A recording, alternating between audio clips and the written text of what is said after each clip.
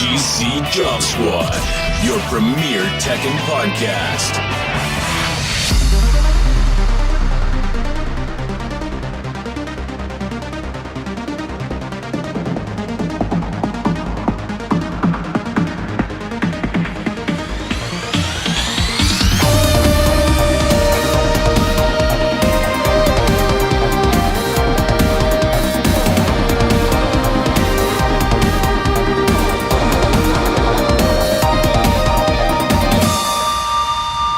What's up, guys? All right, this is FGC Job Squad. This is Job Squad 19, and I'm here with my co-host Ian. What's up, Ian? What's up? This is Khadezi, and we have a very special guest today. We have the legendary, one of the biggest old head veterans in the Tekken scene. I'm really happy you decided to come on. We got Tomhilfiger. What's up, man? How you doing? Hey, how's it going? Pretty good. Pretty good. Thanks for having me on. I'm surprised people still remember me. Yeah. I think the first time I probably got to know you more in depth, it's the Voiding the Puddle podcast. It was kind of probably the best lore piece on you out there. If anyone's interested, that one was like 10 years ago already, or like 11 years ago. Eris interviewed you. Yeah, that was a while back. Yeah, with Eris, right? Yeah. I don't even remember how I sounded then. lot has changed for sure. I'm still a dad. Yeah, that definitely came up a little bit, but so yeah. What about you, Ian? How do you know Tomhilfiger? Honestly, I think the first time I met you, I think you whooped me up on T70 when it first came out. You were coming out to WNF. If you were playing Jack, right, early on. Yeah. Yeah, that's like the first memory I have of you, dude, just beating me up with Jack. But oh wow, yeah, dude. But so everyone told me, who you were back then. I didn't really know the scene. Oh, Pickle. Sorry, I just realized that was you. I just saw the. Yeah, dude. What's up, man? But now I have first memory of a familiar face. I can. Hey, thanks.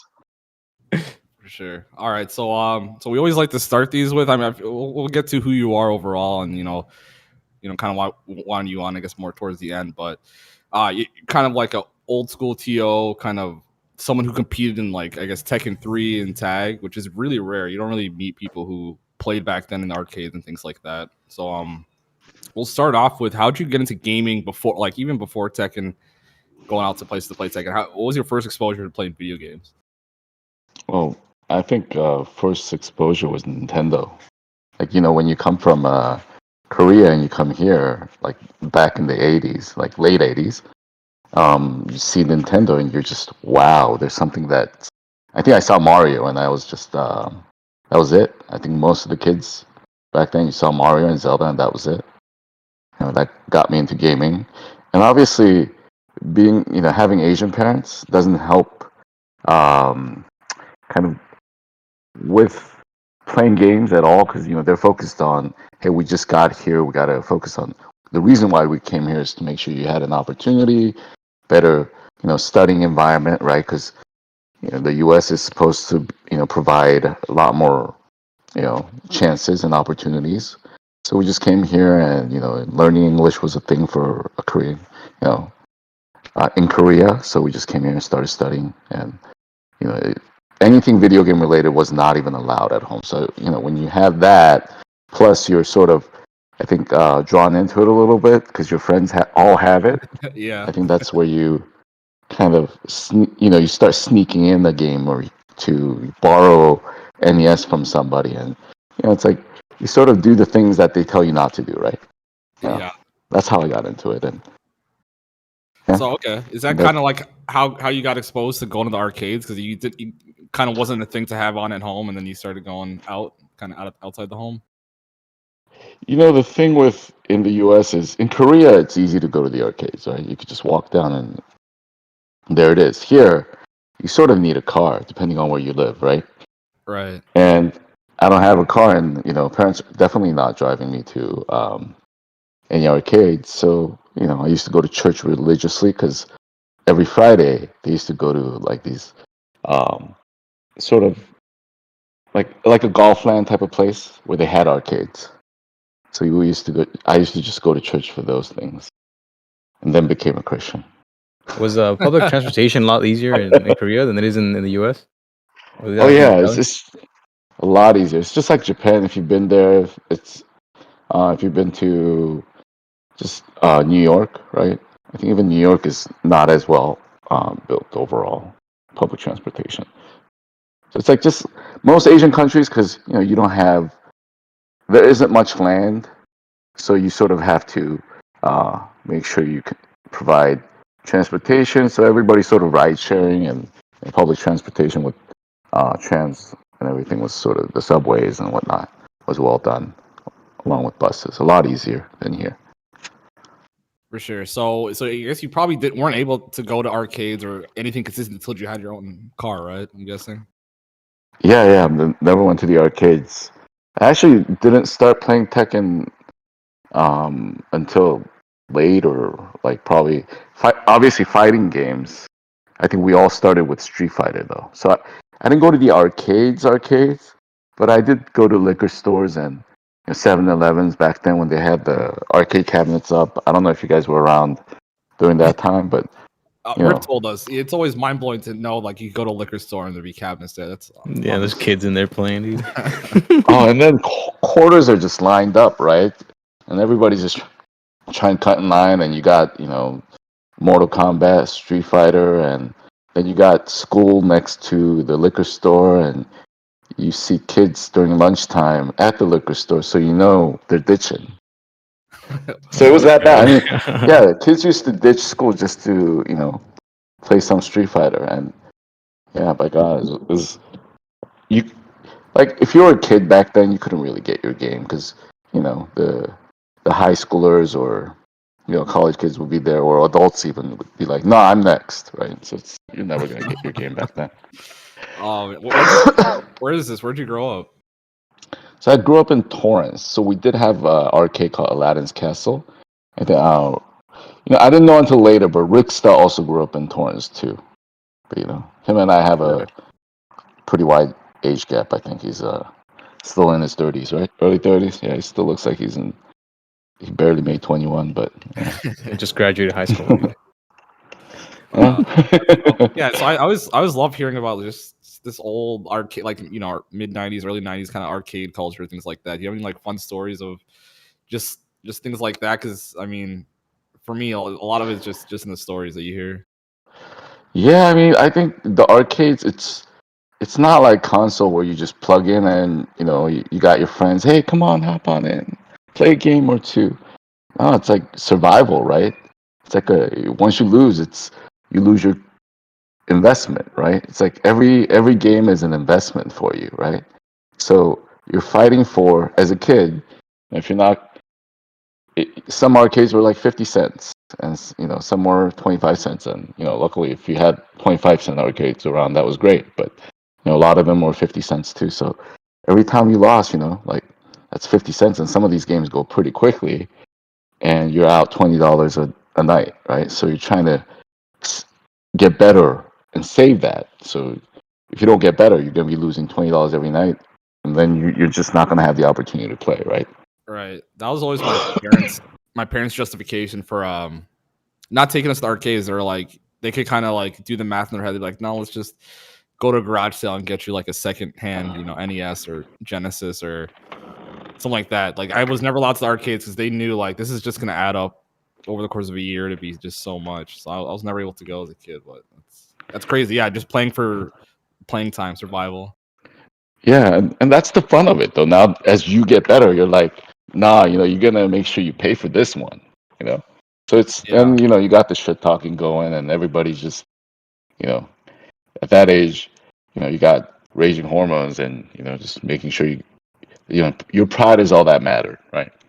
Right. Yeah, it's hard to recreate that without like the whole arcade system too, right? Like playing casuals and you don't have like there's nothing to lose, so there's no real like reason for you to try too hard. But I don't know, I do totally get it. Just that I don't feel like I see that same you don't see that same type of mentality in casuals today.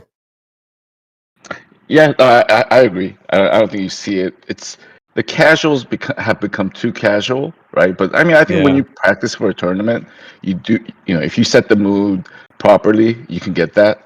But back then, you had no choice, right? It's like, all right, let's go for some casuals. Well, Yeah, a casual is going to cost you $20. As a kid, that's a Yeah. lot of money, right? So, Yeah. Yeah. I feel like for me, if I'm playing casual and I'm not talking, I'm probably taking it serious. and think about it. If it's like if you're losing $10 to $20 a night as a kid, that's a lot of money, and Yeah. you probably run out after probably saving lunch money by day 3, right? So Yeah. Yeah, you're probably not gonna do that. You're not gonna do the crazy launcher or something like that. You're not gonna. I don't know. When I'm playing casual, it's like I'm gonna go for this thing because I'll laugh really hard if it actually hits, kind of thing. If I yeah, got money on the line, I'm not gonna. I probably wouldn't be doing stuff like that. yeah, and I think it's a lot different back then too. It's more forgiving these days, I would say, because you have the crush system. I think ever since the crush system and where they made the launchers sort of, the risk reward is pretty in favor of the launchers. I would say hopkicks Yeah. mostly. So Hopkicks gives you like 60 yeah, damage, and if you get punched, like 30 or something like that yeah. on average. So you could definitely take those chances too. Whereas I think the other Tekkens until then, but obviously the other Tekkens also had its own issues too. I would say. Right. So So speaking of yeah, Tekken, what was your first introduction to Tekken, or how'd you even find out about Tekken? What was the first one you played? Tekken 2, actually, I was in Vegas and, I actually played some slots. I didn't know it was illegal, right? As a kid, like, How old were I you? don't know, like, I think I was like 12. So I just put some coins in there and then nobody stopped me. So just play for a little bit and then got stopped after like a couple hours, right? Did you win any money? I think we did win money, about like $30 on a penny slot machine. That's So that impressive. wasn't bad, way back then. But we called our so it was me and my sister, and then we just called our mom because we thought we hit the jackpot because it started making sounds. So, but it was like $30 or 40, somewhere around there on the penny slot. Your And parents gave you the then pennies to play. Your parents knew you were playing. no, they got pissed, so we stopped playing, and then we went to the arcade, or at least I did. And then I saw Tekken 2, and there was a lot of people playing it, and it was in Vegas. Actually, not Vegas. It's just before Vegas. There's some hotels right at the edge called Prim Valley, I think. And it's just like for those gambling degenerates to just if you got the itch just before you get to Vegas, you make Oh that man, stop. dude, Vegas is But crazy. then The first time I went to Vegas, like I went to a gas station and I saw like old women on respirators, like at the slot machines in the gas station. It's like the craziest shit. Like I was from a different world. I was like living in Minnesota, never went to Vegas, and went out there, and I couldn't believe it. Literally couldn't believe it. It's like, why aren't you home? And she's like, ching, ching, ching, ching, ching. Yeah. It's like, just can't give up. Yeah. So, yeah, I mean, I saw somebody play Beck, and I don't know who it was, to be honest. And, back then, that was Tekken 2, and I heard during that era, it was, I don't know if you guys know, like, Tekken.net, like, the best players back then was Tragic. His name's Ben. I think he's still part of Evo team, right? Um, and then I mean, he went to produce some fighting games too, I think.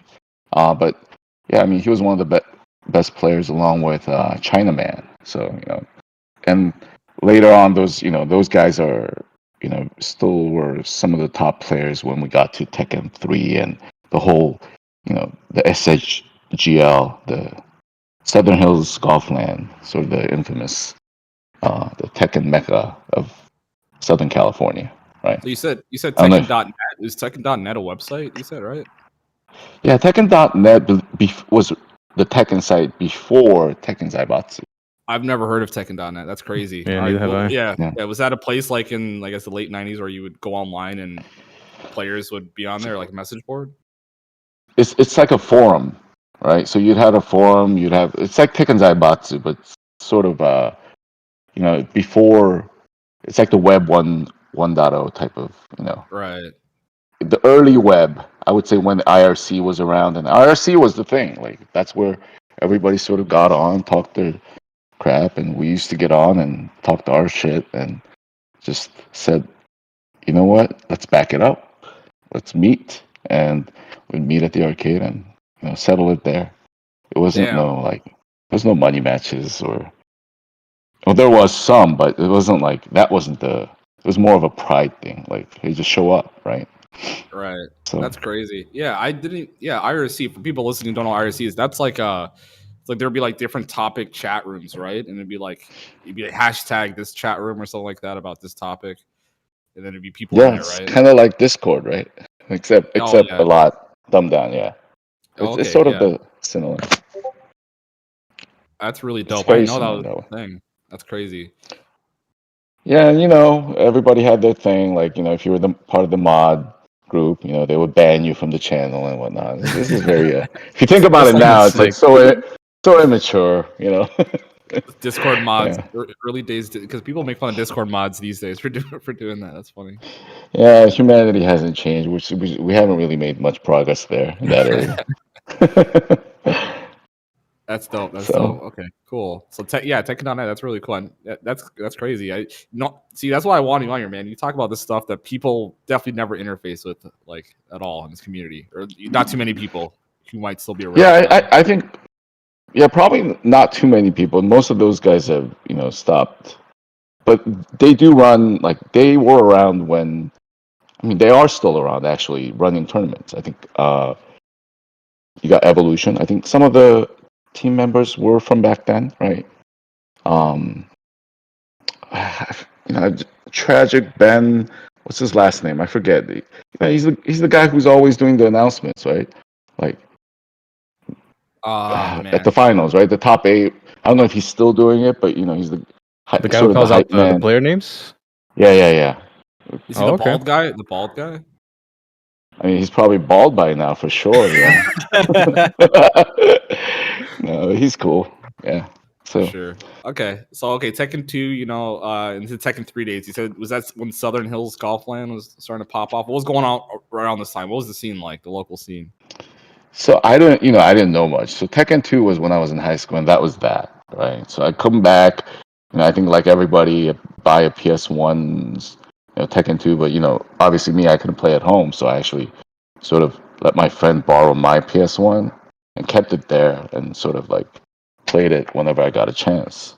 And so mostly, I played Beck, and I think with everybody, it's like king multi throws, right? Like that's one of the things that sort of got everybody into it back then because it was just cool, right? Yeah. And then after that, I went to college. Now I have some freedom, right? I went to Riverside, um, and by then that was Tekken 3. I kind of dropped off on Tekken 2, never really followed. So Tekken 2 wasn't when I was on IRC or anything. There might have been a scene, but all I know is the top players were still like those guys. You got Tragic Ben, you got Chinaman, and you got, I think, Via was coming up back then, but he wasn't the best. And then you got Mr. Wizard, who was also one of the tops back then too. Yeah, I think you guys know Mr. Wizard, right? Yeah, should we interview Yeah, him? no. Which part are you interviewing him about? Are you interviewing him about? Too controversial. No. Yeah. No, Hey, maybe you guys should get his side, his take on it. I don't know if there's I mean, there's yeah, only one side currently, right? we're too small to get canceled, so maybe mean- it's a good idea. We'll see. Yeah, take our chances now, right? Yeah, I mean, worst case scenario, what's gonna happen? Well, that's the thing, though. If you do get him and sort of get the inside scoop on Mr. Wizard, his story, and then sort of kind of get his side, and if you get a good story, what's the worst that can happen to you? Yeah. For you Just be guys. unbiased and neutral about it so Yeah. we don't get canceled, dude. yeah. You guys get All more audience members. Like, oh yeah, all right, you guys have You're different onto views. That's something, good. dude. You're onto something. Yeah. So, like I actually once I went to Riverside, I got into Tekken 3 because it was just there. We had arcades at schools back then. I don't know if you guys still do. I don't think you do anymore. You have like game rooms. When I went to college like 10 years Yeah. ago, we had like PC, bunch of consoles and things like that. It'd be like a student rec center or something like that. I think they probably had arcades in there 10 years before I went to college. Yeah, that's still a thing. Yeah. And it's like the same thing. You got luckily for me, I had one of the best players that went to that school, and no one knew. But his name is Super T, Damien. So he sort of became my mentor because I played with him a lot, and he used to just put in one quarter and just stay there all day. It's like wouldn't get the fuck off, right? So every time he would just be one quarter, and everybody just kept on playing him, and he wouldn't lose once the whole day, right? It's like wow, like he's really good, and I've never seen somebody as good. And they call him Super T for a reason, Super Turtle, right? So he had a very like turtle-ish style. Just And who do you play? just defensive, right? He played Lei, he played Julia, he played Jin. He's so Turtle he Lady. played Lei most of the time.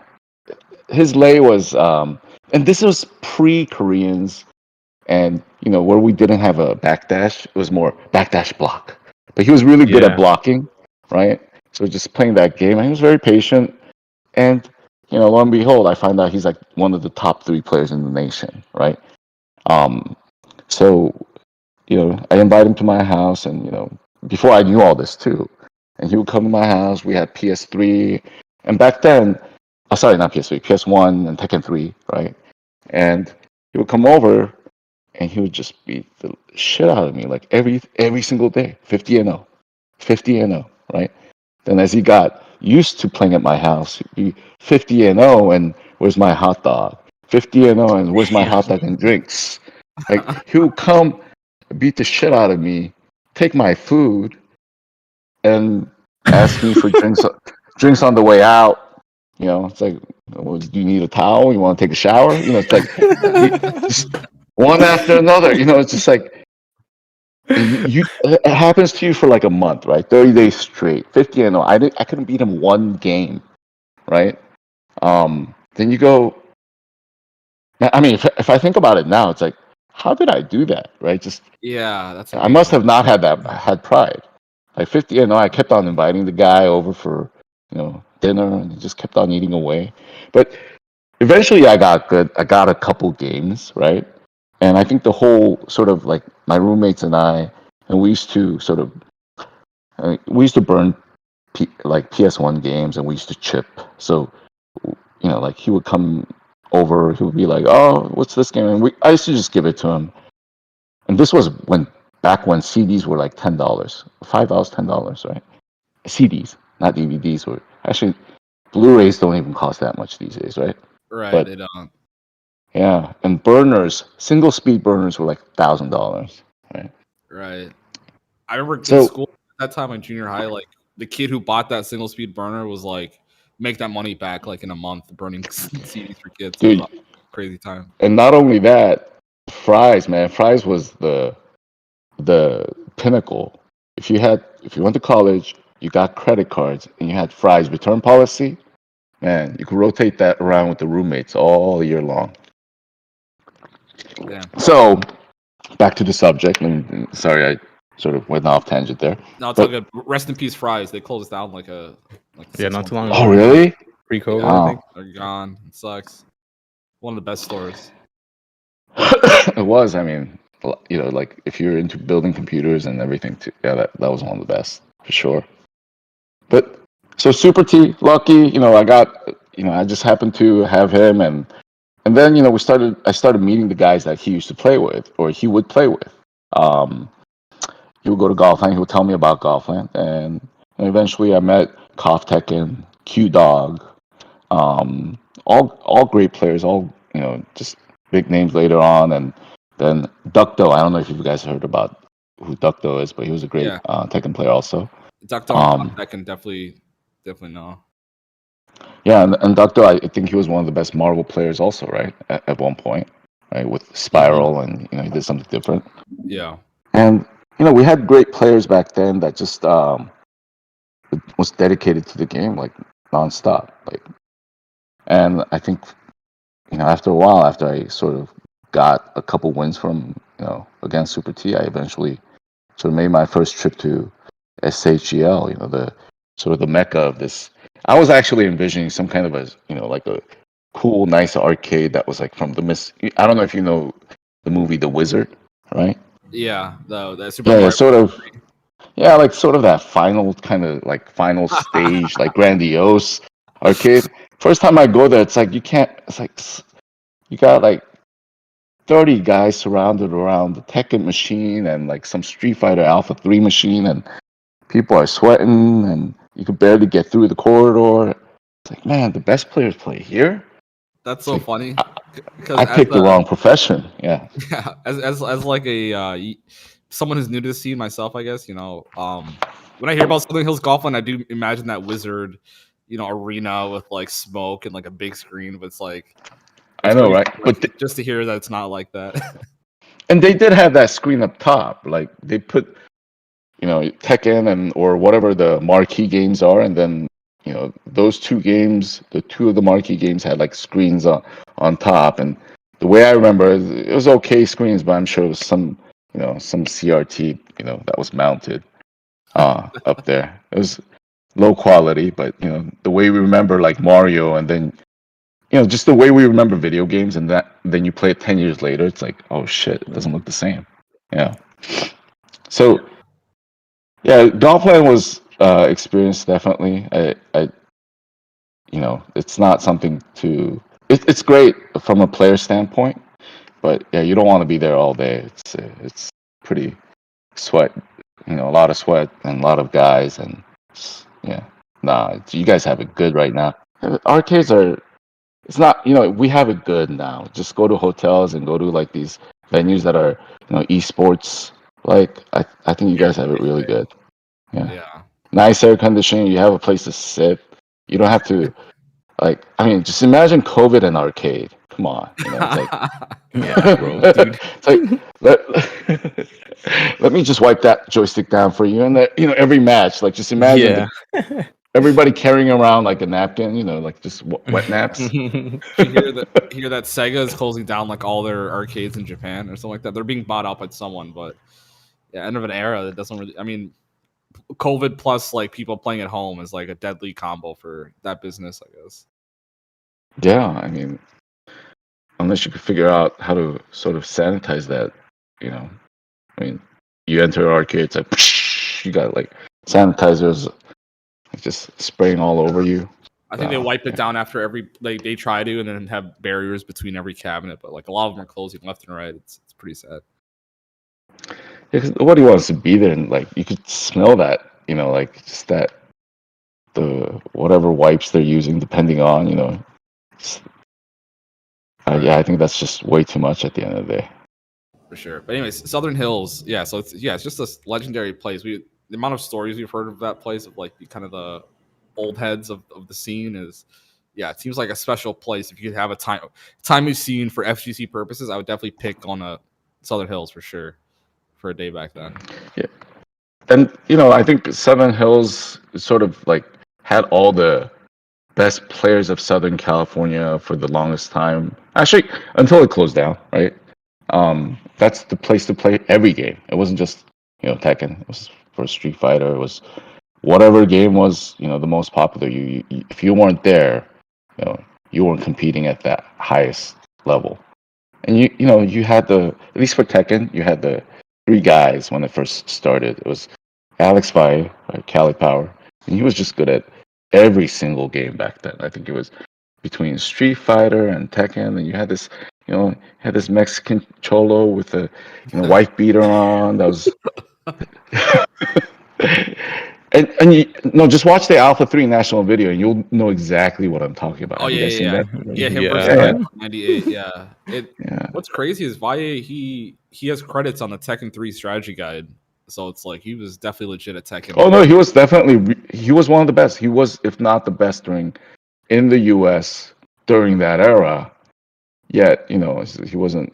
I mean, if you think about video games and you see a guy with, I mean, you just haven't seen anything until you've seen Valle at the highest level with his wife beater on, and I think like he's like chewing on shit, or just.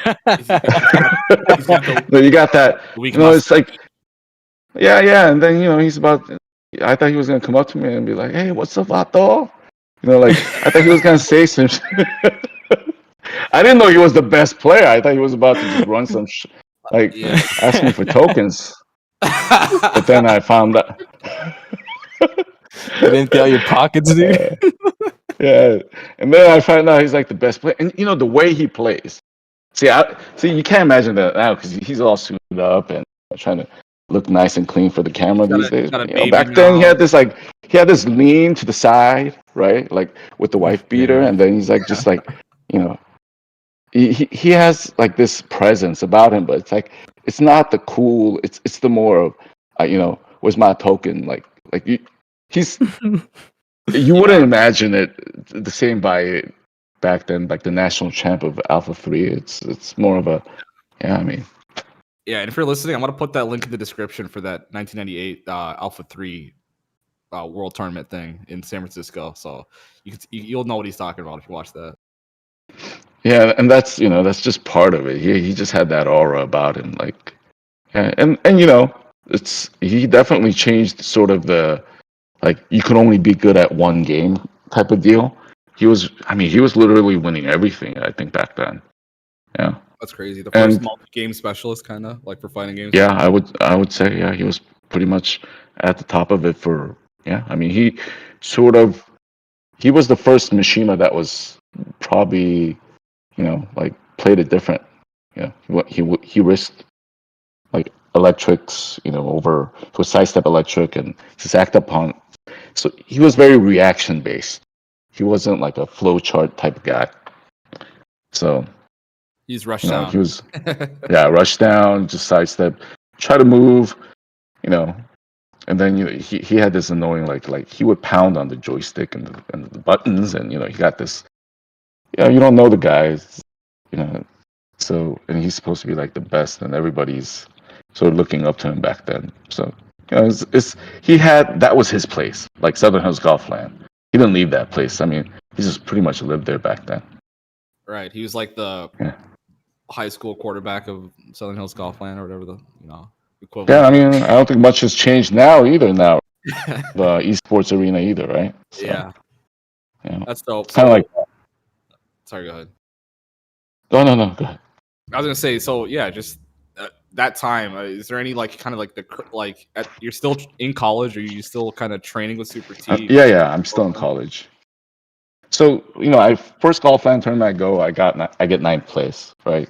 Thanks to Super T. He got, I think, second. Alex Valle got first, as always. Like, he's just unbeatable back then. And MIC, and there's a guy named MIC who was also one of the top players. He's probably the only guy who kind of went head to head with Valle, but Super T was sort of like the triangle, sort of like, one beats the other beats the other guy more. But obviously, Valle, I think, just still beat both of them most of the time, right? Super T, he just couldn't beat Valle. MIC, did time and time here and there. But then you had Chinaman also, I think, who got third, and then I got tied with this guy named Howard Kim, Rocksteady, who went on to sort of create Electric Cancel, and this is pretty much pre-nationals of Tekken Tag, because American Tekken sort of all changed after nationals. I would have to say. So, okay. So what happened? Yeah. So we all went to nationals and sort of watched everyone play and just get whooped by this Korean guy, right? Sup Dong Min, and he showed everyone how movement in Tekken should be. Nobody knew you could do haha backsteps, right? But then no one also knew there was wave dashes, etc. Because he came and showed sort of just everybody thought the Japanese were going to win. That's what everybody thought. And then this guy comes in and just pretty much beats everybody, right? So where did this take place? Where was this? This was up in NorCal. Okay. It was, I think, the Namco venue that they had up there, like a Namco arcade venue. Was this like one of the first Namco events that ever happened, do you think? I think Tekken 2 was one of the first ones, because I think Tragic won that one, right? And I think Tekken 3, Valle won it. Okay. But I might be wrong on that one, but I think he did. And then Tekken Tag, so every nationals happen at the very early part of the game. So, but it's nationals, right? It's when the most attention is in the game, but it's really when nobody's really, really, really, truly good at the game, right? So usually not much is discovered by nationals, but thereafter, it gets, people find out, oh, this is what you found out. Because remember, back then, it wasn't no streaming, oh, let me watch you play what kind of stuff you're doing. It was more of, here, let me sit at my home, record it on VHS, transport it back into my computer, wait another hour, and then upload it via the 56K modem. You got and you got upload going. Your rest of your family can't use the phone, and then you got the rest of the guys once it's uploaded waiting for it to download. Right, you got another 30 minutes to an hour before you could watch the video. So it was a very long, lengthy process. It was a good time, It actually took a lot of effort. And because of that, I think, it was slow to sort of pick up on things. I mean, these days, I think it develops so much faster. I think it's so much better in that everybody gets a fair share or fair shake on the information at hand, right? Yeah, and sort of, where was I going with this? Seok Dong-min, sorry. So he Yeah, you mentioned he revolutionized was the way we play the exposing game. Period. the game to the American scene. So just to get Yep. an idea, so back then people did not know even about wave dashing, like before this guy Nothing. came. Mm-mm. Really? Okay. Was Only the thing input we still knew the was same? Was it still the same input? same input. Yeah, hasn't changed. Okay. Except timing's a lot more stricter back then. Okay. Yeah, the timing's it's so flowy now. It's fairly easy, but you have to get a rhythm going before you could just go like crazy wave dashing now. Right. Compared to now, you'll see when you actually play both, you'll realize the timing has to be a little more accurate on the, it's not any much. I don't think it's that much harder. It's just you got to get used to the flow and the rhythm of the game. It's different. Like Tekken Tag and 3, and like once you sidestep, you have to wait a little bit, or like just go to neutral. Little things like that. That just sort of makes it a. I won't say difficult. It's all different, I would say. For sure. And you were at this tournament in person, I guess. This In person. Okay. Yeah, and obviously I met one of the best NorCal players back then was he went by the name well, I think Redfoot. Shafi. He was a Julia, the Chang's player. He was one of the best players up north back then. But obviously, Vaya was still better than everybody else. And then we had the Japanese who were above U.S. But at the same time, Vaya actually, I think Vaya beat them. I just can't remember. I think Vaya got second. So ultimately, I think in Tekken Tag, U.S. came out ahead of Japan. If I recall correctly, I might be wrong, but I think we did. And it became Seok Dong-min and first, Vias, or MIC second and Via third. It's just that I think MIC, and I don't think MIC and Via played, but I forget. It's been so long ago, but yeah, I mean, MIC did beat Via here and there. So I think at the sort of the world stage, I think he did there was an infinite lock with Armor King back then. Like once you had head down, facing the other way, and you got into this. If Armor King did a pickup move, you could keep doing that over and over again. And you could run the timeout. But I think he has something similar like that in towards the wall. Like he'll throw you towards the wall and you just keep like looping you over and over again, but you can break out of it now. Oh, okay. And so, I think Seok Dong-min was just far above everybody's skill level. He showed us back.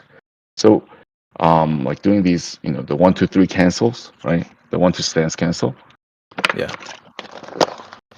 Nobody's seen like Korean crazy leg, Hwarang, right? Just stance switch cancels that sort of look they call it crazy legs, right? So he played everybody. I mean, he played a lot of characters. He played Lei.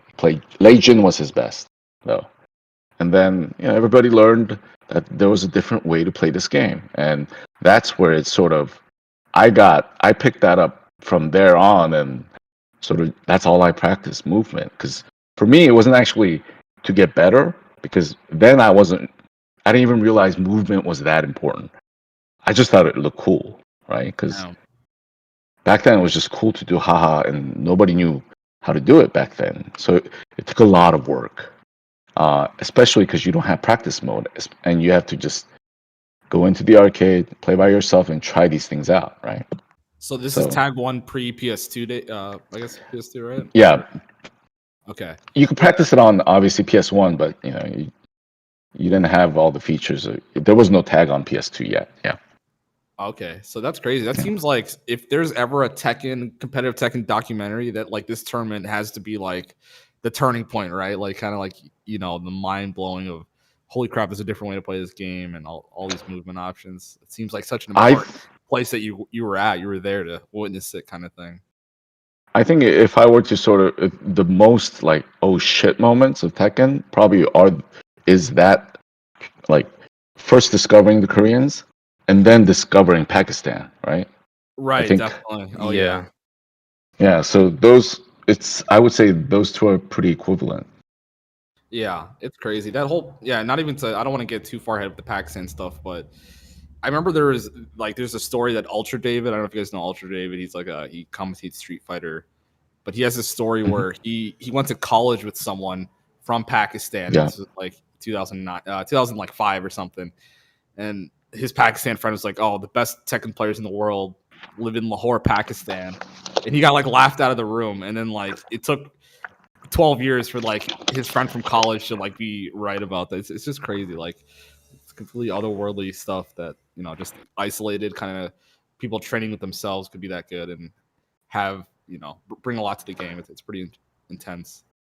Yeah, and you never know, right? You just never know, right? Like were they good since whichever Tekken, right? So I mean Tekken Tag when Koreans were, just dominating, I think probably I would say they were the best. I mean, looking at other videos, but then now you look at like Peru or I forget which South American Yeah, Peru's got some good players.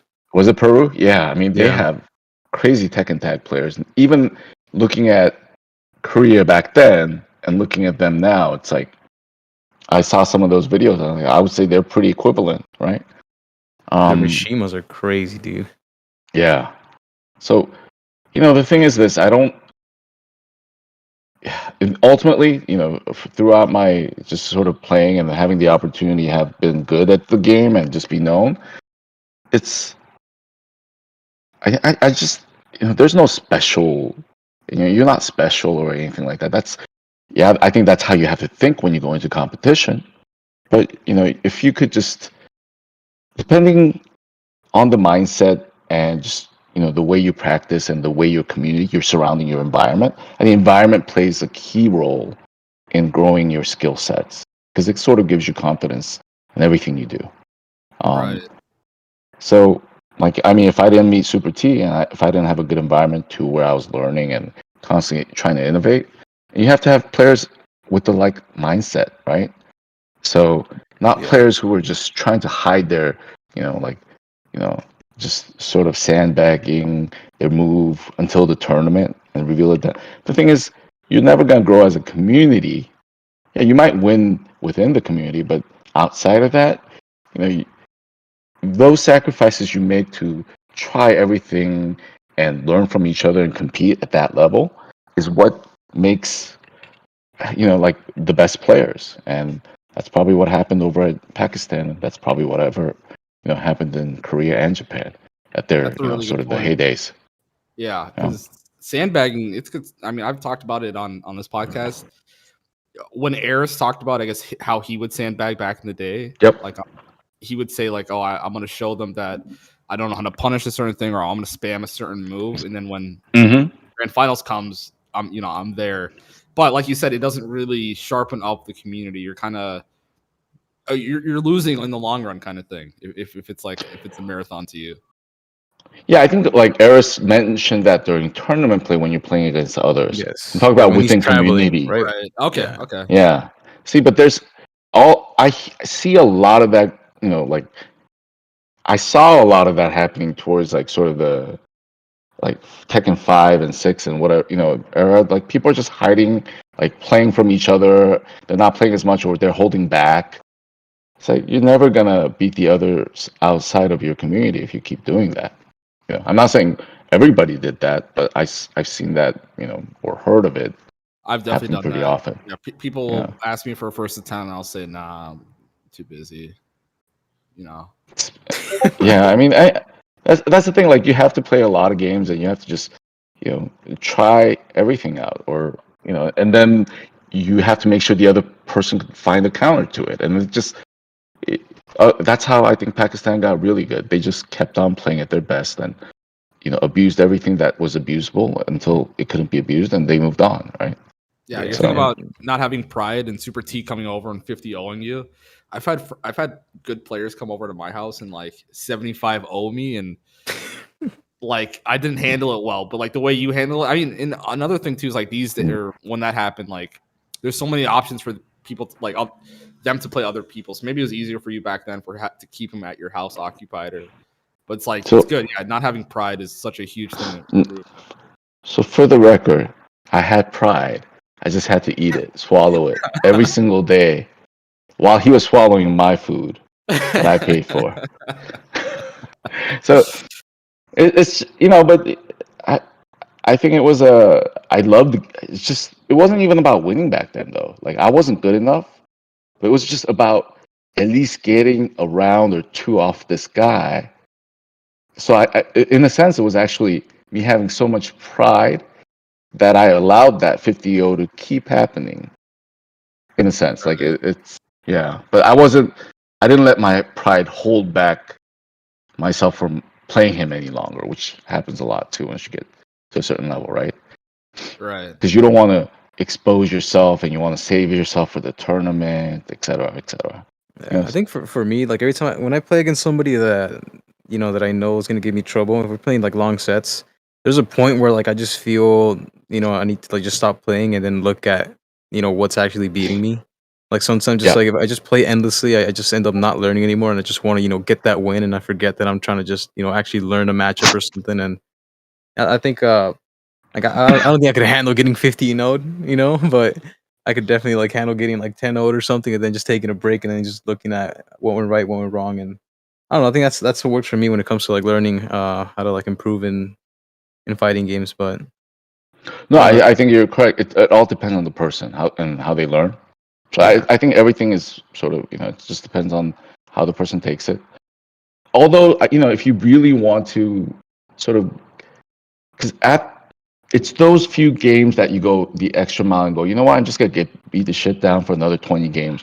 It builds grit.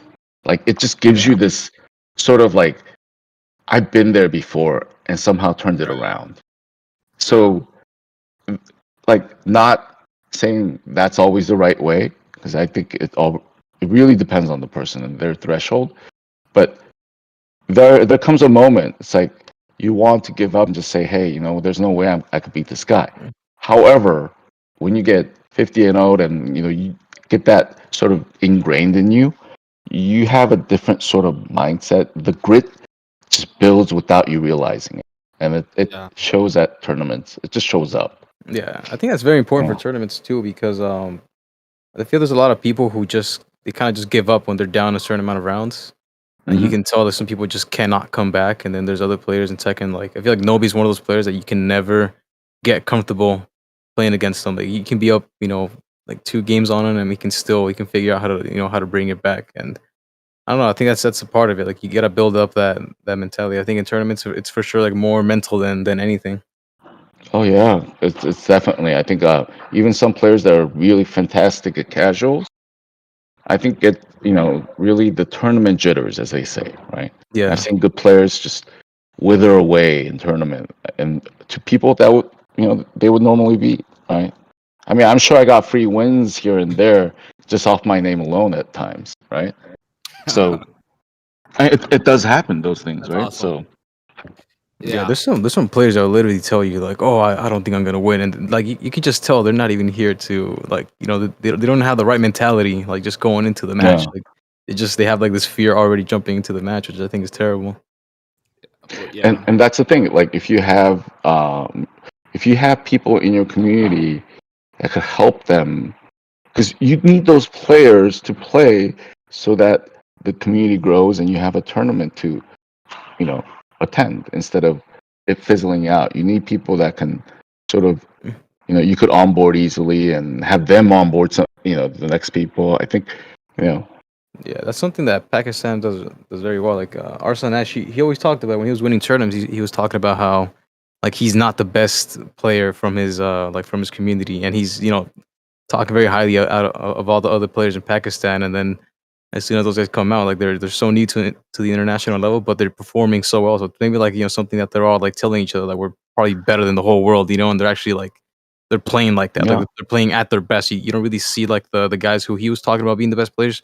None of them had like those, none of them choked or had those jitters. Like they're playing super well. It's like the first time playing outside of their home country, which is pretty crazy. And I'm a huge actually, I watch Tekken whenever there's big tournaments. I still watch almost all of it. Huge fan of Pakistan, and like actually I really love watching Arslan play, right?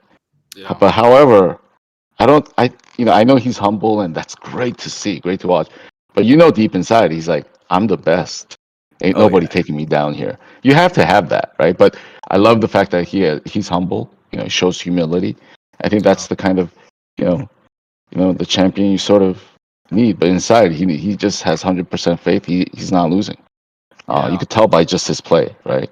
Ever since he did that flight from Pakistan, and he was it like 30 hours of flying with no sleep, and then he won Evo Japan.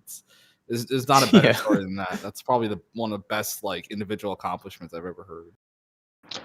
Yeah, and I think sometimes that's what it takes to sort of that's great story, isn't it? Like one of the probably the something that put not only their country on the map. He had so much struggles within that, just getting there, right? So I think to him, by the time he got there, it's like 80% of the struggle was already done. Now he gets to play, Right right? now he gets to play totally. Yeah. And I think, losing sleep to me, it depends on the player, obviously. But during tournament time, I don't think it's a bad thing. I mean, people around me know during tournaments, I don't sleep. Like, and that's not I don't think it really depends on the person. But I just don't sleep. And, at one point they were trying to put me to sleep because, I usually actually play the best when I'm sort of in that Zen mode of just not having slept a day, right? And having just played Tekken all day long. Damn, So, that's a new one. I've heard empty stomach, but I haven't heard no sleep competing. That's new. oh yeah, no sleep. Just usually those are the days, I'm pretty confident because everything it's like the Matrix almost, right? Yeah. Everything feels a little slower. Right. Yeah, the perfect mindset is Yeah. no sleep, empty stomach, full bladder, and jump into your match, dude. All right. So let's get back to okay. So tag one. We're talking about tag one. This is before you won a PS2, right? This is before that point, right? Remember I think you drove to Oh yeah, Australia. yeah. This was So so that's nationals. Everything changes, right? Post nationals now. We're all back at Everybody's just studying the game. We're back at the lab, the arcades, and trying different things. And the movement is now the new thing because it just looks cool, right? But then we realize, and I'm starting to realize, oh shit, I'm actually getting better than these guys, right? I'm talking about better as in like Valle, right? Like to Yeah. like towards the sort of I would say nationals is literally happens in like 5 months after the game gets released. Back then, it's like Okay. the game gets released at the arcades. Within 5 months, you got regionals and nationals, and to Valle, it was always, oh, I'm done after that. Man, I used to be, as good as Valle was, that part I disagree because for him, yeah, of course it's gonna be done. He had full like full access over at SHGL, right, at the arcade, Mm-hmm. right. He gets to play it there with Mr. Wizard. Not play with Mr. Wizard, but play with Mr. Wizard on Tekken, right? So in case You guys could edit that out if it's going to be too PC, but I don't mind. No way. It'll probably be fine. I know both Mr. Wizard and Alex, and hey, if you gotta be able to joke around about it, because if you're defending it too hard, it's probably Don't real. find it too hard. So now, see, I gave him no options to defend himself. However, so Valle, with the Nationals, early on, and I just didn't, understand it. He had all the access. He was the privileged guy, or at least the SHL folks, because they could play all day. They knew the manager and everything. So I think afterwards is where the game sort of developed, and I mean it's amazing how far it came after the Koreans came by and sort of opened everyone's eyes, and it became different. And that's when I met Chet Chetty. I think around like right after that, you had this guy and that was the beauty of back then. Every arcade you went had their best player, and it was just beautiful stepping in, them thinking they're it's like they're the best, and their friends know they're the best, and you just show them they're not. There was a fun factor to it as a kid, going to the arcade, just making sure, it's because there's so much undiscovered areas, pockets of America, right? And Chacheri was kind of from there. I think Moreno Valley back then. I think. But then I met him and he talked a lot of crap. But then we kind of settled it. And then now the rest is history for him too. I think he became one of the best players at one point in Southern California. Yeah, So his style, like if you look at how he plays, I never, I met him like in Tekken 7, but just watching the way he played, I could tell this guy has had built this style a long, long time ago. Like he has like a very old school looking style, and it still works to this day. At least at WNF it did. No, you're correct. It still works to this day because they haven't changed his character all that much either. But yeah, and he's good. Tekken at the base level, if you have the fundamentals down, you could be successful. Like it doesn't. I mean, it takes a lot but you've got to play every version. I think enough, and then you sort of understand. And at the end of the day, it's sort of the at the highest level, it's just understanding the characters and sort of the mind games, right? Yeah. And movement just hasn't changed much. Only Tekken 4 it did, but everything else I think pretty similar overall. And then Tag gets released on PS2 and it's available for everybody, right?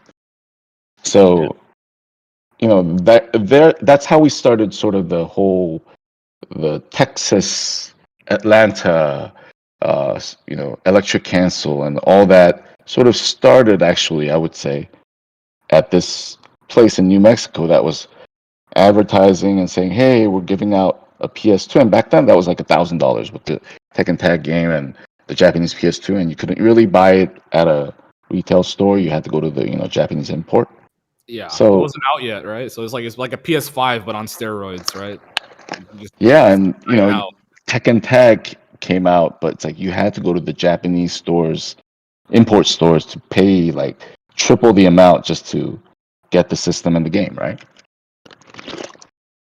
However, this place was giving it out for free, albeit they were charging per player for the tournament. So somebody posted it on, I think, Zaibatsu. So we go down, we actually, Rocksteady, who eventually created Electric Cancel, he drives us out to New Mexico, and that was a hell of a ride, right? And that's such a big drive. It's like it was a long drive. Like, let's go into this tournament, try to win and win a PS2. Let's drive halfway across America. Like, it's insane to even think about. And some of the shit I did back then, like I wouldn't. No, I'd be too lazy to do it now. But that was the fun of it back then. Was just but we're so fixated on just getting to play Tekken Tag on PS2, having that up. We just went down there. I think he drove like 15, 16 hours. And we got there, we were tired. Then, I ended up winning, but it was like they had PS2 pad and we didn't have a stick. You won the whole tournament? How many people were in the bracket? It was about like I think 80 or something players, but That's most of them were amazing. unknown. They were unknown. So it was me, and by then in Southern California, I couldn't be beat right by anybody back then. So it was me and basically Rocksteady, and then somebody named by the name of Shano. I don't know if you guys met. He I've just heard the name. I've heard the name. Yeah, I never met it, but I've heard the name. and he's pretty much beat Bronson at every tournament they've played together at. So Shano, like Bronson, just can't beat Shano. It's like a mental thing, I think. But at the same time, Shano was sort of like the person we played with, right? And he usually tells us about these tournaments, like, "Hey, we should go to a tournament together, etc." But this tournament, he just showed up out of nowhere, right? So he didn't tell us.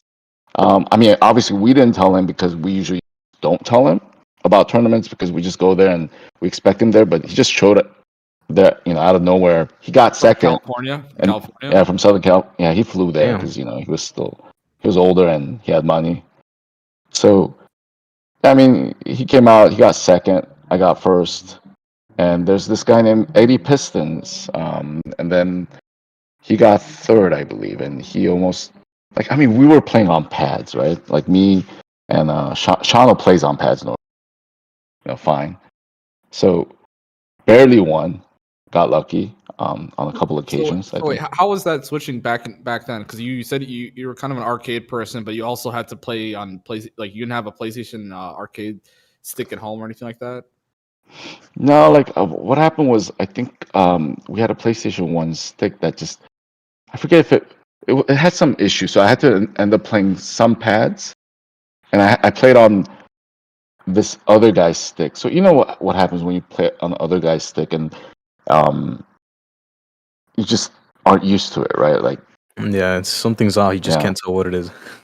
And back then, the sticks were like you had limited stick choices. It was either Namco stick or Hori, and I'm not talking about like Hori now. I'm talking about Hori Fisher Price Hori back then, right? So it was really bad. Um, So back then you had to be good at both, right? It wasn't kind of like you couldn't be a specialist, right? no, I think you could be. It's just that we thought it was going to be all good on the PS2 with the stick, but the one I had just wasn't working Gotcha. on the PS2. Yeah. So I mean, eked it out, but then sort of that good thing, sort of I eked it out because there it gave this guy named White Frank hope that Eddie Pistons, Texas could represent. That Southern California was not the best. We barely eked it out. We got lucky, and so came the tournament in Texas for first $1,000 cash tournament that I know of for Wait, Tekken. so Right? wait, they hosted a tournament to say like, okay, you guys won this PS2, but this guy's actually the best, and he hosted a tournament to like prove it, kind of thing. Well, yeah, he said, "Well, you guys got lucky. I think if we played again, he could beat you." And he said, "I'll put up my money." And he put up $1,000. Back What? then, Wow, that's a ton yeah, of Are money, you dude. kidding me? That's For a a ton tournament. of money now. That's like if for a someone. tournament. So yeah, I mean, back then, $1,000 tournament was like as first place was a lot, but at the same time, we it wasn't even about the money. It's like, oh, okay. I mean, it was about the money then, but it was a lot more about the whole pride thing too, right? I mean, all right, well, you guys gonna give us free money, we'll go there, right? It's a lot of shit talking back and forth on Zaibatsu forums, and we go out there. It's me, Kof Tekken, and then Shano. Just us three going out there, and we take first, second, third, right? Oh my So, god, that's just yeah, so gangster. it's Yeah, that's sick. so it's me first, and then Kof Tekken second, and Shano third, right? I think we had about a good 100 people or 100 plus people there, and Texas. I think they had their key players. Eddie Pistons got fourth, and I think they had Electric Steve maybe, and True Ogre Master. I think they were there on the first tournament, but they were still getting better. But definitely names that later came up, right? I don't know if Crow Right. was there. Crow was a wife beater guy too, but I don't know if you guys know Crow. Yeah, he Known for competed. his T6 days. Yeah, Tekken 6. I'm gonna say. And Tekken 5, 6, right? yeah, Tekken 5, probably one of the best players in Tekken 5, right? Yeah, It's what's definitely the best player, best Tekken 5 player with a white beater on the world. I guarantee you that. Better than Valle. Better than Valle. But at least, you damn. know, I would love to put them side by side with their wife beaters. I don't know, like you got to have something about yourself, some kind of confidence when you're wearing that wife beater Yeah. and you're winning, tournaments. I mean, and that was like at least Valle you could understand. It might have been in fashion then, but Yeah. Crow, he was, I Several mean, years later. and not just several years. It was just way later. He's still, sporting it like it was, 1990s. Anyways, so but Crow's cool. I mean, I'm just making fun of him a little bit here, but I'm sure he'll give me a Did you guys call. did you guys have to mob out to Texas as a group again for this tournament, right? You guys all went together? Yeah, we went together. I think Shano was a last minute show too. He does that a lot. Like he would just like surprise us, ta-da, just show up. And it's like in the middle of Texas, and like, did you just get a flight out here? Yeah, we just picked up a flight. Like last minute. Yeah, So to me it's this like was there any like fear like, oh damn, if we beat these guys they'll just all beat us up because we're out of town, or no, no, no, what, no, no. what Hell was no, the no. hype? They What was were the hype like? great. Oh, it was good. Okay. They were great. I mean, White Frank was such a good host. Got to meet like Asian Frank, and like uh, there was no Mexican Frank or Black Frank there, but we had Eddie Pistons, right? We had I mean, we were all cool, so it actually got us a lot closer, which sort of led to Electric Cancel 1. So I mean, that's how we sort of got to Electric Cancel, and sort of the rest is. I mean, there's a lot to talk about there too. I don't know if you guys have much time, but I mean, we got time if you got time, but basically, yeah, the whole thing about Electric Cancel. I always thought that you were the founder of that. So can you talk about Yeah, same. founding Electric Cancel and the whole lore behind that? Because yeah, we don't have a lot of old school tournament organizers on the show, so I'm interested to hear. So Rocksteady actually founded Electric Cancel. He started the website. He made his videos because he worked at a broadcast company. So he actually had access to edit bays and like professional looking, you didn't have templates back then. You could just like slap on and have it do like fancy intros and outros and things like that. Or it actually took a lot of work to make those things. And he actually, that's sort of, he made the combo videos. And those are pretty good combo videos too. And he had a nice forum going. So he sort of started that, but in lieu of sort of, hey, after TIT, I want to sort of really get into the scene, hold a tournament, and I think the site did pretty well for its during its heyday. But One of the best names. Electric Cancel is probably the coolest name for anything. So that's. Is there any story behind the name? Yeah, so there's actually like when I don't know if you guys seen it. I don't know if it still happens, but when you actually electric just at the right frame together, it actually cancels it out. And I don't know why the phenomena happens, right? But you see them both electricing, and it's like right in their face, but it just doesn't hit. There's no hit. No one hits each other, so we just called it, hey, that's a electric cancel when it happens, right? You're saying if So that's two the Mishimas electric one another, is that what you're saying? yeah, they want electric one another, and it sort of hits at the certain frame. I think it just has to be exact. And when it happens, and they're right up in their face, but the electric just Yeah. whiffs. What the hell? I've never heard of that before. It's crazy. And so I'm sure you guys might be able to find some videos, but yeah, I don't know exactly why it happens and how, but it does come out here and there. So we just call it, oh, nice electric cancel there. So he just decided to devote the site because he loved Mishima. So and Cool. and then we decided to hold a tournament because it's after TIT 1, we thought it was just the right thing to do to host a big tournament out in California, and have them travel out here. Hey, we went to your turf and we backed it up. Now why don't you guys get better? Come over to our turf. and show us what's up. If you guys want to prove your name now. So it was that kind of rivalry back then. It wasn't like, oh, we lost. You guys are better. It's not. No, it's since we came out. Hey, now you guys have to come out if you want to prove yourselves. We've done our job. Oh So man, they would, yeah. Keep So the ball like, rolling. that's badass. yeah, and they'll be like, okay, where's the tournament? What kind of tournament is it? This is happening in this state. Come out and we had a very, I think, successful Electric Cancel 1, and they came out. It's it's just like back then and now, same thing. I think if you're able to host people, you just host them at your place, right? We used to have like 20 people in our living room and things like that. Yeah. Can you I don't know. talk about what your role was? Like, were you what was your job? I guess organizing this tournament. Where was it held? Like the whole thing. What was going on here? So I helped organize the tournament. I helped hype it up. I mean, my main job was to just keep winning, right? Representing the Electric Cancel name. So, but overall, I just at the Electric Cancel tournament and all these tournaments back then were self-run by players. We didn't have a TO, and we didn't have like different.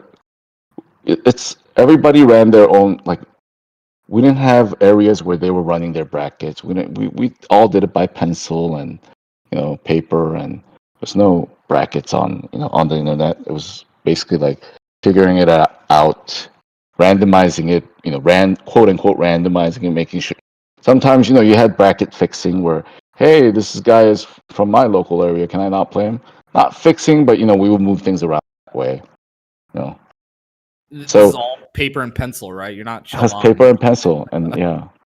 Is so we had we had a lot of copies of the bracket back then, right?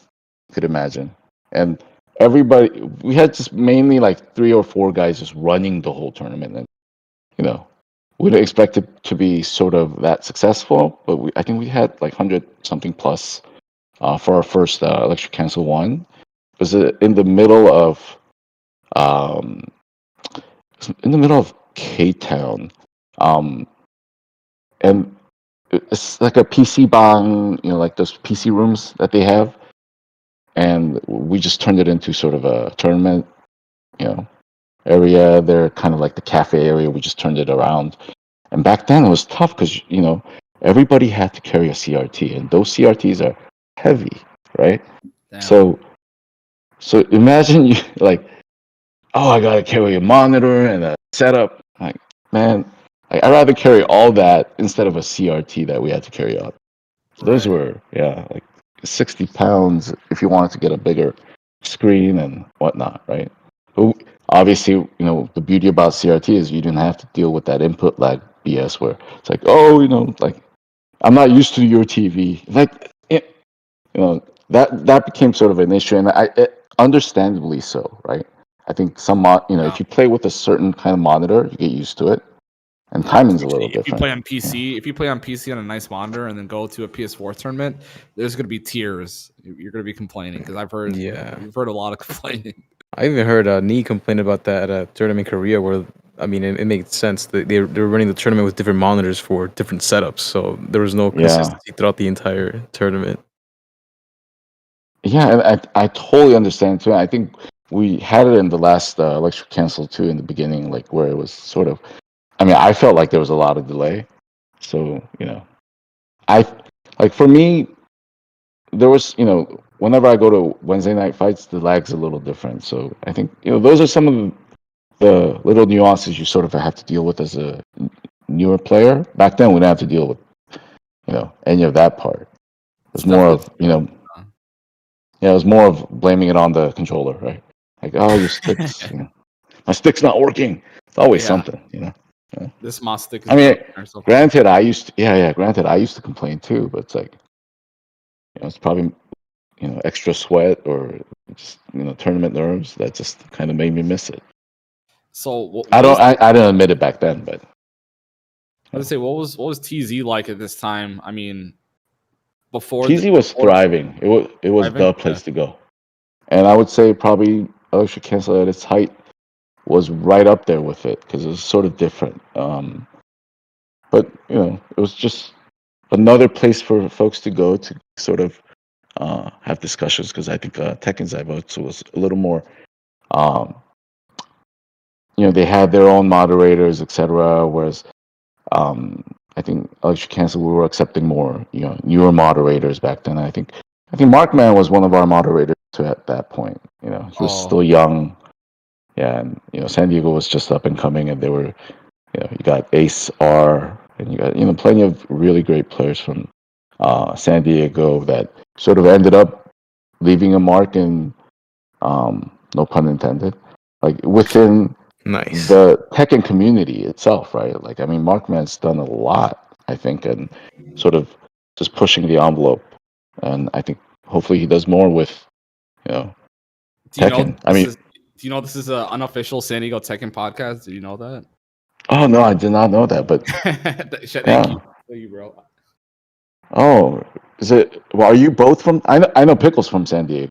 I Are Yeah. you live in from San San Diego? Diego as of like 5 months ago, but I moved to Hawaii for a job. But I'm gonna move back to San Diego like within the next year. I'm already like working on going back. San Diego is great. Yeah, It's the I mean, best it's a city in great. the I world. think it's good. Yeah, I think it's a great place to live for sure. Yeah. As for Tekken, you got USMC Ogre, you got, I think Markman, and you had, Alex Man, you had Ace R, all, sub tier one player. No, I'm just kidding. No, they're great. Best They're ability. definitely, All yep. right. And no. As of recent, right? Though he's the bear player, right?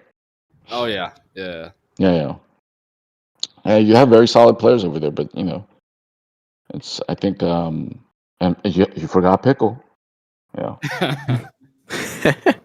Appreciate it, dude. So after No, so what? I was very impressed. I'm Yeah. sorry. Go ahead. Uh-huh. Yeah. I was gonna say what happened at the tournament. Uh, Who won at Electric Cancel? so I mean I won Electric Cancel one, right? So I'll Okay. just shorten it so I won Electric Cancel one, and so thought I was the best, obviously for a while. I wasn't losing any tournaments for a long time. Then comes the JOP era, I would call it, JOP. And that Right. was like, I'm flying out to Texas going, I gotta go collect my money, right? And then JOP from Atlanta shows up with his ogres, and he's like big guy, never seen before. And that's the beauty of back then, right? People just came, heard about the tournament, and they were talking shit about, like who, they're the best, and everybody was saying ogres character in the game, ogres horrible, terrible. And then he comes in and just sweeps TIT2 like, I mean, like it was his all along, right? He proves everyone wrong that the ogres are top tier, because nobody's seen really good ogres back then, right? We just seen Chetty ogres. Did Koreans So not play ogres at all? no, that's the thing. We knew about Koreans, but like I said, like downloading of the videos and everything just took so long. Like, yeah, we heard about the Koreans and we saw the Koreans, we saw Suk Dong Min, we saw Jang Ik Soo, but we didn't see everything, and we didn't really. It was tough because you're waiting, like after you hit download, you're waiting like 30 minutes to an hour, right? And Korea didn't upload that many videos back then either. Like there's a Fantasia arcade where I don't know if you've heard about Jang Ik Soo, right? That's where sort I've of not. the Can you drop legendary players came. So Jang Ik Soo was probably they consider him like the best player ever, right, as a Mishima, and rightfully so. Like at one point he didn't lose at that level. He didn't lose a single like tournament for a long time in Korea. He went to Japan, and I think he went like during the whole trip. He only played the top players, and he didn't lose a single game. That's crazy. I've So, never heard of this guy. That's like the old school Korean legends. It's definitely like I don't know anything about. and he's probably the most famous one. I would say Jang Ik, probably the best Mishima player ever. 'Cause, just the way he played, sort of the very rushed down aggressive style, but very methodical, and execution was precise. Never played a guy, but I played other players in Korea while I was out there for like a year, and man, Tekken Tag. I used to tell the guys, and this was when Tekken 4 was being played. By the time I went there, it's like and they didn't. You don't sit next to them. You sit across. And there was a Tekken machine every subway. Like, you subway stop. There's a Tekken machine, and I'm like playing this really good player, Yoshi, and whatever it was. And I can't beat the guy. I look over. I was like, wow, who is it? It's like a little kid, right? So you went, We've heard that from so many players. You went to Korea for this? Huh? You were in Korea? I went to Korea for just no, not for that. No, I just okay. like Sorry. because you go there thinking. I mean, that was when Tekken 4 was out, and Tekken Tag wasn't that. It was like sort of sunsetting. Oh, actually, it's sort of sunset already in America. However, in Korea, they decided to sort of drop 4 and continue on with Tag. And they had Brood War on TV too. Like, the place is crazy. yeah, and I think that's the thing. They played that game for a long time, but it wasn't that televised. There weren't big tournaments, but Korea as a nation, like the players were still playing Tag. And yeah, I mean, I was playing and thinking I'm still good at this game, and then but I was sort of out of touch with Tag. But doesn't give me. It's not a good excuse for me to get beat by like a kid who looked like he's just like 10-year-old kid, Not even the. That's crazy. Not even a teenager yet, dude. No, not even a teenager. I was like, man. One of our favorite stories, Rip, he came on the podcast and he talked about how when he went to Korea, there was a point where the schools got out, like the elementary schools got out, and then a flood of kids would come into the arcade and just whoop his ass. Was it NY Fab, Anakin's ass, just hours straight. One of the funniest things I ever heard. What? It's really he actually played kids that came just out of elementary school. Is that what he said? That's what he said. Might have been middle school. It might have been middle school age kids that just got out of school. See, up to Rip, I could believe. That's a good story. But I don't know about NYC Fab and those guys. That's what I heard. I'll link you the clip. Yeah, but it was just Rip saying it alone, right? Did you actually fact check that one? Rip, I could see. Nah. Like, that's we posted a clip and Anakin and NY Fab both retweeted it. So it seems like. Okay. Well, I mean, those must be really good elementary school Tekken players. Yeah. That's dope. Okay, so yeah, TIT and that's amazing. Yeah, and I think TIT2 was when sort of we have other states that are really good, and you had STL come out, St. Louis, right? But they weren't like at their level yet. And then we go to EC2. Job comes out. He wins. He loses to Insane Lee though. This was the coming out of Insane Lee, like him coming out of his closet and just whooping ass. This is Bronson's old tag, right? Yeah, Bronson's old tag. Insane Lee. He played Armor King Bruce, and actually beat Job. Nobody could beat Job, but then he beat Job. And I think it's just the fast style that Insane Lee played, and he had he knew how to play against True Ogre. Like, he pretty much made True Ogre sort of pay for everything. Bruce versus True Ogre is not a good matchup in that game.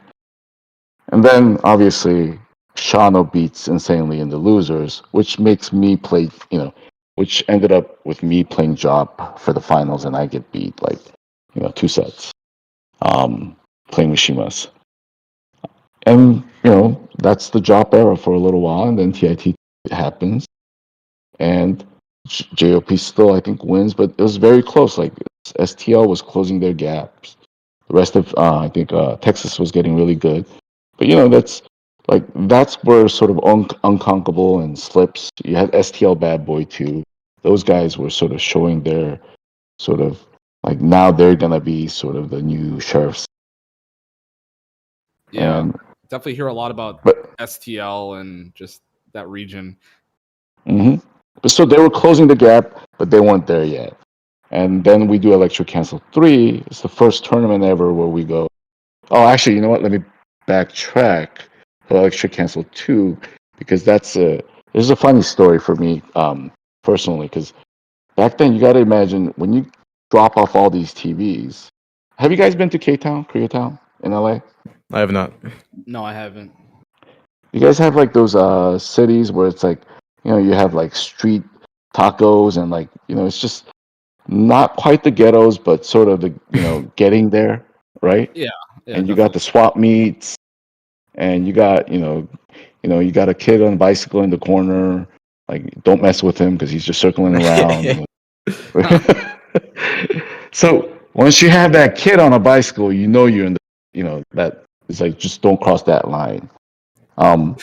So this was that area, right, in Koreatown, and lo and behold, for a second we forgot something, so we actually had to drop off all our TVs, all our PS2s, with this. I mean, one of the most black guys you're gonna see, Eddie Pistons, and he's dark, like he's dark, right? And in broad daylight at like 7 a.m., 15 CRT TVs, and like you got PS2s, and you got some, like it's just a lot of electronics, just him. And we didn't know, but by the time we came back, it was like, dude, I had to fend off these guys. They were like asking me how much, right? Because they thought he was just out there selling, all Just hustling all these goods. CRTs. So that was a funny moment of like EC2, and just Oh, that area is just, you could only imagine, because it's like that parking lot, swap meet parking lot, and this was this guy who's from Texas. was there a guy named Mhm. Seo involved in this? Do you know Seo at all? Yeah. So I know Seo, but Seo comes towards later. No, Seo wasn't here then. He was more later, towards like the K Town era, when I think Tekken 5, when we find out about him. Okay. Yeah, and he's one of the sort of the victims of, I'm the best in my hometown, but I've never played real pros type of player. But then Yeah. he eventually became really good, right? So, but in the beginning, he was that badass, like, yeah, I got this, friends. And then I think he realized there was levels to this game, and hey, he got to he got really good though. So Seo's awesome. he didn't give up. He's one of my first online training partners. He played me a million times without even saying no, and I feel so bad like looking back. Like, He's one of the nicest guys you'll meet. But when you see Yeah. him, you might think, like he's, he's, because him and his Korean friends, when I first saw him, I was like, all right, are we gonna be safely getting out of this place after we win? you know. No, but he's one of the nicest guys you'll ever meet. So, yeah, he's a like, great guy. don't judge a book by its cover, for sure. He looked really harmless when I saw him at WNF. So I don't know. Maybe I it's a think back he's. day thing. It's like, it's when you're at that. Like I said, just the environment that and you have these unknown guys, and a lot of them have just sort of like this, K Town, like gangster type of look. Yeah, I think. Right. Yeah, it was fun though. I'm just joking a little bit here, but just busting his chops. That's dope though. So okay, so Tekken. So at this point, Tag 1 seems like it's just raging on. I mean, at this point, there is still no Evo, no Battle by the Bay or anything like that, right? The Evo, no. That's the thing. I think Tekken Tag, not Evo, but there was the other Battle by the Bay, I think, over at Cal Poly. Was it Right. B5 or B3, right? Yeah. It wasn't Evo, or was it Evo? It might have been Evo, and they had a Might have been the Tekken. last one before Evo. We'll see. I mean, I don't know. Yeah, it might have been Evo, but the last one before it went to Vegas. Or did they change the name when they moved it to Vegas? I think they might have changed their name when they moved to Vegas. Oh, okay. Yeah, I mean, it's so long ago. But like Tekken wasn't really in those tournaments until I think later. Maybe starting with like Tekken Tag for sure. But Electric Cancel 3 was sort of where we had first invited an international player. So Electric Cancel was known for, being the first tournament to sort of go out. So go out there and grab one of the best Korean players. Obviously, we couldn't get Jang Ik-soo, and we couldn't get the other guy, Park How do you Young. even reach out to these players? Who are the at connections? this point, I'm trying to remember. I just don't. To be honest, I forget how we got everyone in contact. It was through maybe Tekken. I think because he was involved in like their sort of like bulletin board. I think Korean, Yeah. sort of the Korean form, right? Yeah. So, and after that, I think we ended up sort of once we invited him, and there was a visa problem. We got that sort of squared away. Um, and luckily, and then TIT3 happened. I think TIT3 was probably one of the best events. It was held in Chinatown. Um, we had the Korean player. We had Ryan Hart, right? And so, and then they ended up housing over at sort of staying at my place for a little while, and they were playing nonstop. They also got to play at Castell's house, I believe. Um, that's the guy who ran Tekken Zaibatsu, right? Oh, Um, sick. yeah, and I think sorry, Electric Cancel 3 was probably one of the best tournaments. If you were there, I mean, there was like all the sort of that era, like, and there's a lot of pictures too, I think. But we had one of the best female players from Korea also show up, and there's the whole thing was who's gonna win? Can America win versus America's best ogre versus Korea's best ogre, Yeah. right? And then you got certainly Ryan Hart, who we really didn't know who he was, like come out of nowhere and show us like, I mean, China Man. There's a guy named China Man who told us about how good he was, but yeah, he was actually probably one of the the best machine player I've ever seen in real life, right? And he was at another level, and he actually, so first place Jiangsu won, Korean guy wins. I think second place is Job, and third place ends up becoming Ryan Hart. However, for his the way Ryan Hart loses is his two button actually breaks at the last hit of the Oh. combo. It actually breaks at the last hit of the combo that should have gotten him the game. His two button just didn't God. work. Yeah. And And it's a that's laser crazy. scraper. Nobody misses a laser scraper. Right.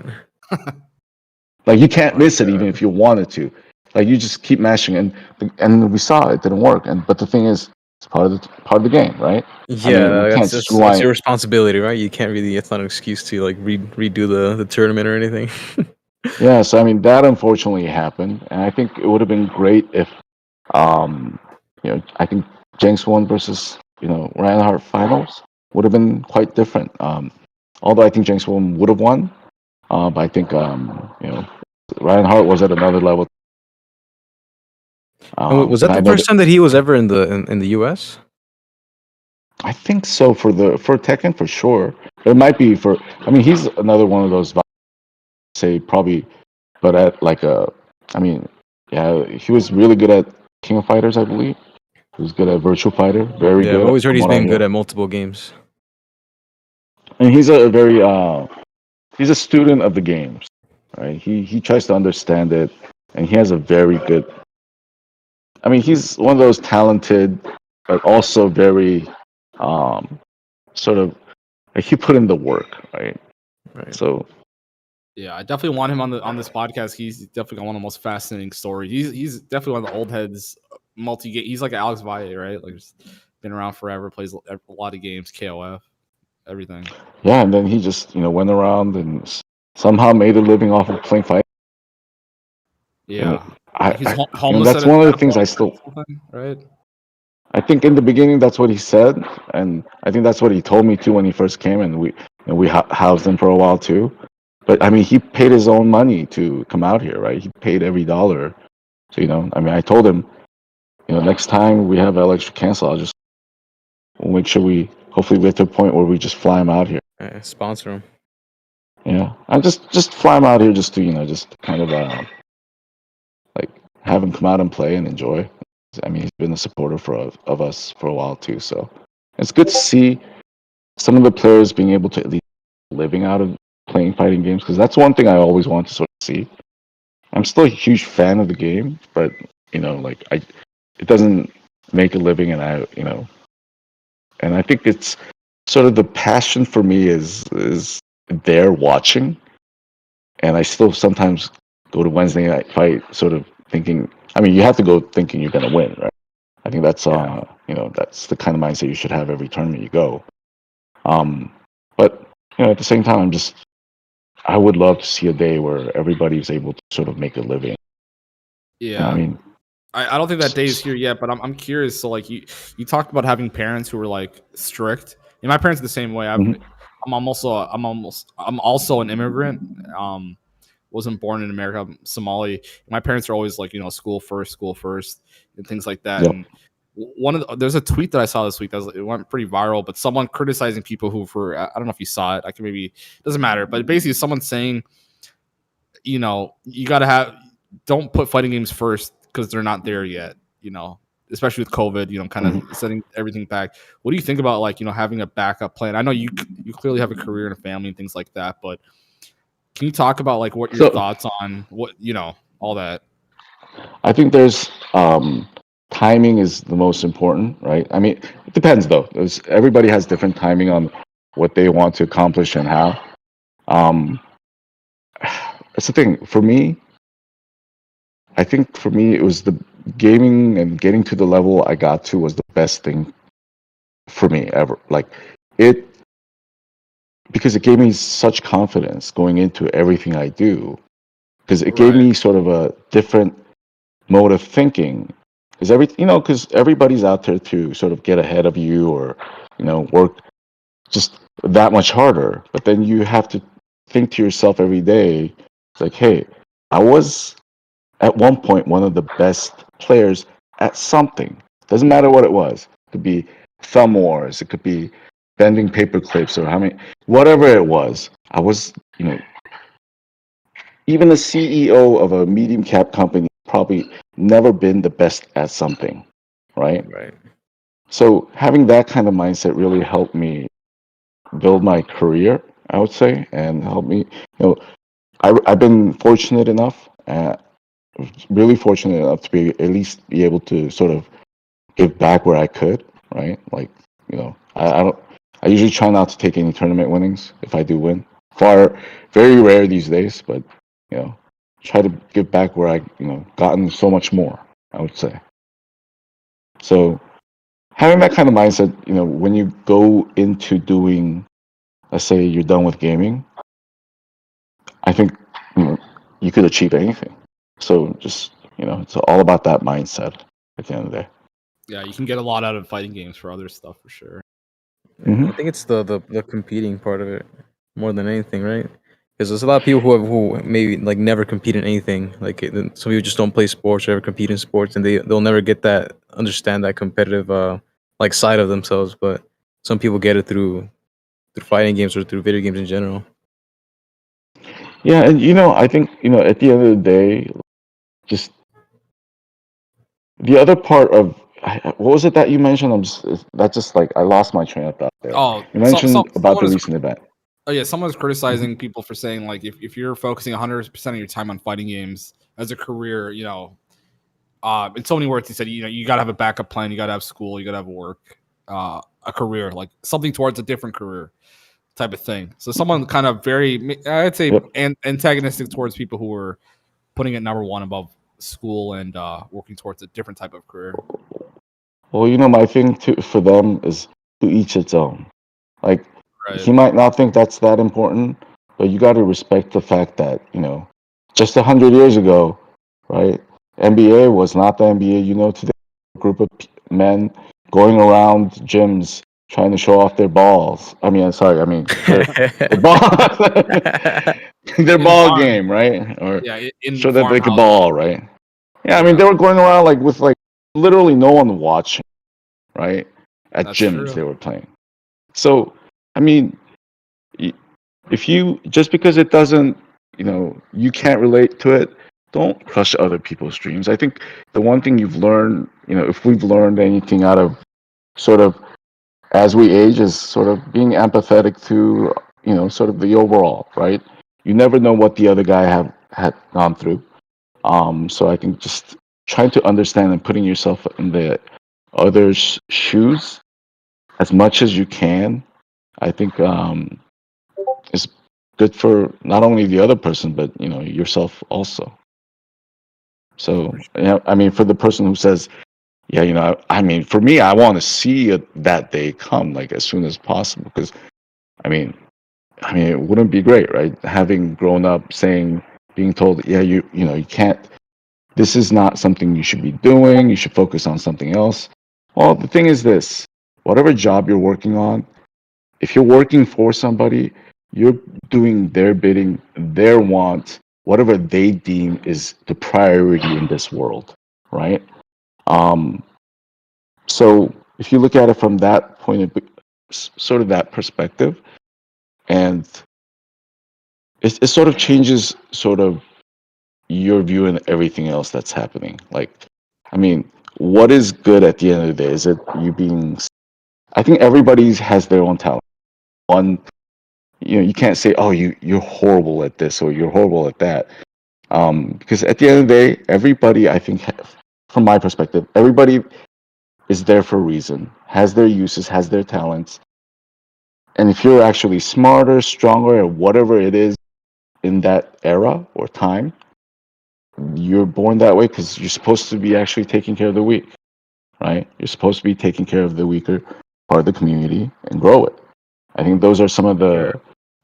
If you look at companies that succeed and fail, um, it's not because they only have smart, intelligent people, but it's also because they have. They realize that after a lot of studies that companies that only focus on the top talents eventually sort of it's just weird. Just the organization just completely just fails Yeah, not at a enough certain point. points of view. Yeah, yeah, I've totally read about things like that. Just you got to have more point of views, more walks of life, and things like that involved. It's just the internal struggle that just breaks down the company. Some like even though they might have the best product or whatnot, it's it just eventually all crumbles down. Which means like from this hierarchical sort of society, you have to look at everything. You're gonna have the different classes, but you can't just because you're at the top. You're supposed to actually try to bring people up whenever you can, right? For sure. I Yeah, think I'm all those about are that. I mean, so from that perspective, I think that's sort of short-sighted, the way he, What do you replied. think? What if you? So let's say this is the year 2000, but it's 2022 or whatever, or maybe before COVID. But let's say you're the best in America again, or something like that, or you're winning tournaments again. What do you think you would have done at that age if you were? What was it like 20 years old today? What do you think you would have done? Today, I don't know actually. That's the thing. Like, I think I have a different mindset now compared to before. I would just be playing, right? At that age, I would just want to be the best at it. I think even to like Nee and those guys, if they could make money, that's great, right? And would love to see them make like a living out of what they do best. And because I love watching it too, I'm a big fan myself, right? Um, but I don't think you could do much because at that time when you're there, all you're focused on is I'm who can I be to be the best? Because that's all I was thinking back then. Like, what do I have to improve in my game? What do I have to make sure that the folks around me that are training with me, what do they have to level up so that we can all get better? Because in turn, that's how I get better, right? Right. Yeah, So like I haven't been playing competitively for too long. I think 2017 was like the first year I started coming out competing, but like ever since I started playing, at least in the San Diego scene, like I've always tried to play as many people as I can, like casuals or anything outside or before tournaments. I'm always trying to get as many games in with people, but it's more for the people who actually want to get better and learn. Like those are the people that I would actually dedicate more time to because I want to make sure that if there's anything they can get from me, like I'm gonna at least try and and teach them everything I can teach them. But it's just more about if the people really want to learn. Like I'm always down to yeah, train and spend time with them. But yeah, I totally agree with you. and the other part about fighting games is, or gaming, just I think there just isn't a good model yet, right? I think it's because when you're Tekken player. You're a StarCraft player, you're StarCraft player, and so there's just so much. The fan base is so split apart, right? And who gets the more attention this time around and that time around, and which player's going to be playing your game and their game. It's sort of split. I think and it really depends on the developer, right? You're at the sort of whatever the developer decides to do are the changes you're going to have to deal with, right? So, Yeah, I and think for Tekken, one of the hardest things is like there's some people who like you're not there with them when they start learning the game from scratch. Like you bump into some players that started playing like 2 years ago, and they're learning the game in such a crazy way that it's so hard to help them. Because especially for Tekken, it's not like a game that's really well structured for you to learn the game properly. You kind of just go in there and like figure it out on your own type of thing. yeah, Like and it's so hard to help people when they've already developed so many habits, over the years. and that's the thing. You're right, and the legacy aspect of it is it's so ingrained into the system that it's like that's why I could go to a Wednesday night fight, having not played the game that much, still do okay, against new players that just haven't played against solid fundamental player, right? Yeah. So, and that's I think there's benefits to it, but however, I think the community doesn't benefit wholly from it. Who benefits from it? I think ultimately is just the developers, right? If it does well, they benefit really. I mean, and some will say rightfully so because they've invested whatever. Thing is, if you really want to have a continued like fan base, you have to have some kind of a model that I mean, as they call it these days, a sort of a play to earn model. I think, especially at the level for players that are dedicating themselves, so that you can have sort of an economy for the players that will be a supplement to their tournaments, whatnot.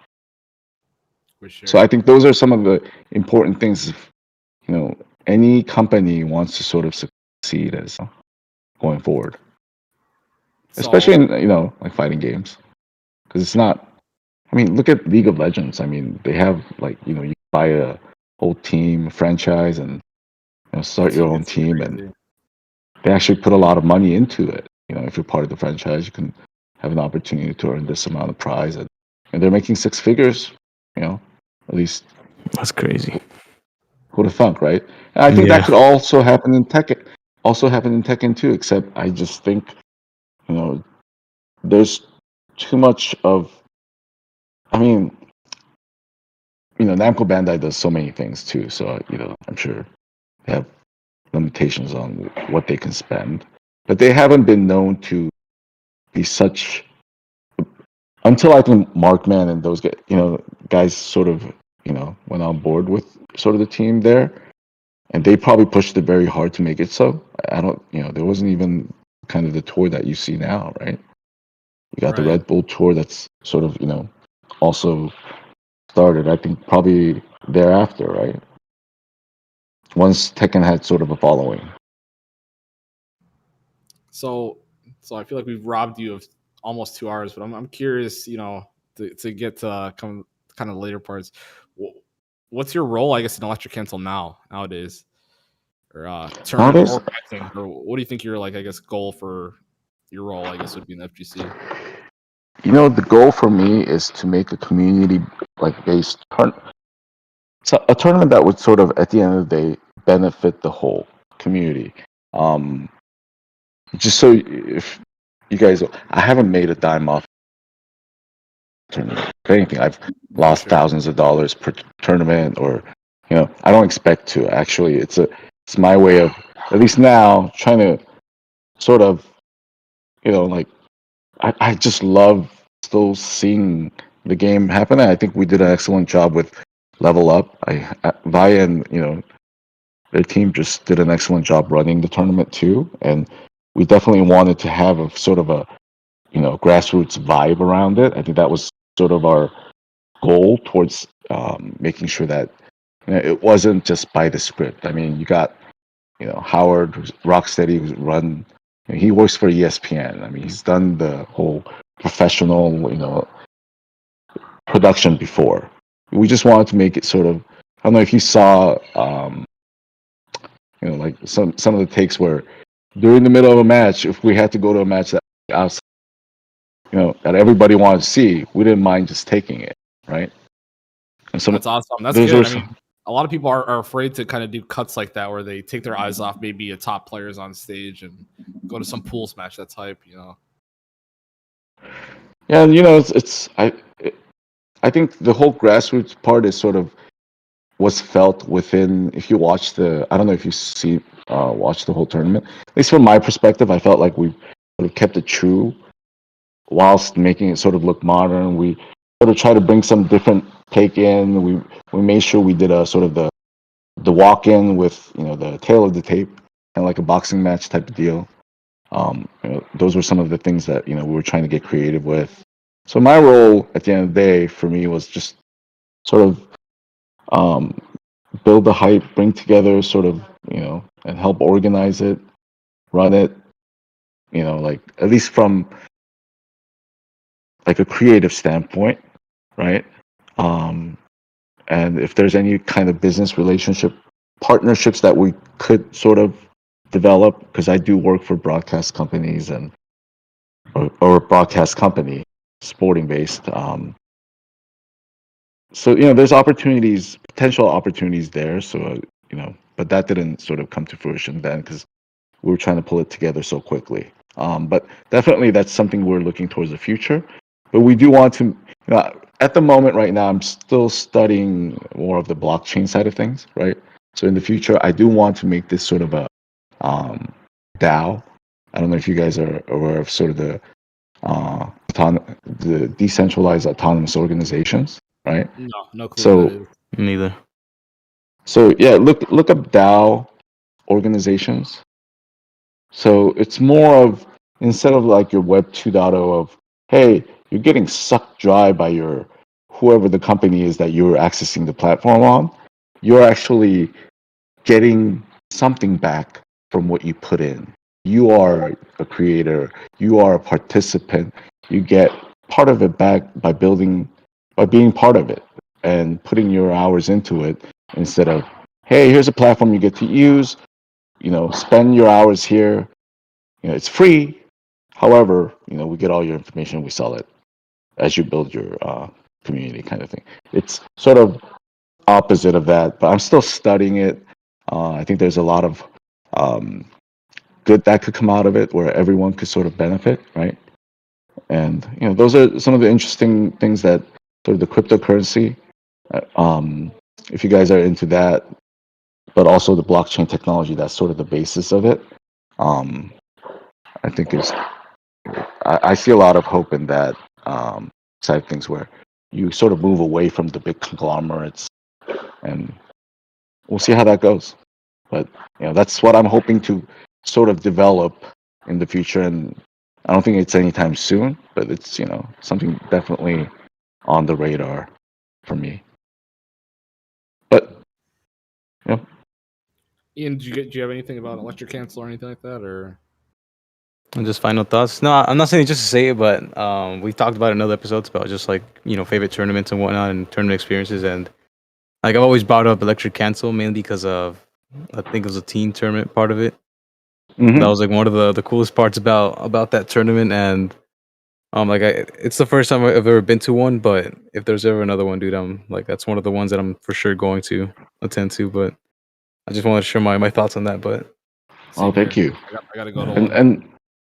And that's something I think this time around, VIA was, I think VIA. We try to have actually other like combo exhibitions and we're trying to figure things out like what else can we do, have other events surrounding sort of leading up to the finals, and we really wanted to make the team tournament almost a final, but this time we just didn't have enough time to sort of get that all sorted out. And yeah, I think there will be hopefully other good ideas also on how to run it even better. But yeah, definitely the team tournament part, I don't think it's going away anytime soon. I think we had the most fun, and all the players had most during that time. And yeah, I mean, you know, I know it's a single player game, but as you know, mostly anything like including your sports, right? Especially Yeah. sports. Team games are what at least brings in revenue. Team games allows like your bottom of the rung player to at least make 500,000, like half a million, something Yeah. that's sort of at least livable wage. I Yeah. work for a tennis. Uh-huh. Oh, sorry, go ahead. No, sorry, go ahead. You work for tennis? Sorry, go ahead. Yeah, so I work at a broadcast company, that broadcasts tennis, and I love tennis, right? I've been watching it since the like Connors and Agassi and Sampras era, and the thing is, that's the 1% that make all the money, and the rest of them just like don't. So it's like, yeah, there's money there, but it's not as abundant, right?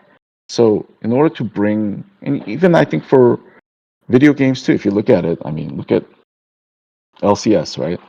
League, and you got all the other games that are sort of team based, and it seems to sort of bring a lot more of a fan base than fighting games. And I don't know how you could turn that around in a fight single thing, but what's more mainstream is probably a sort of a team thing that we can probably get everybody on board and root for, right? Maybe Team LA versus just figuring something out, trying something different, because we all know, even at the apex of what's happening with Tekken and every fighting game out there, I don't know how well Capcom Pro Tour is doing, but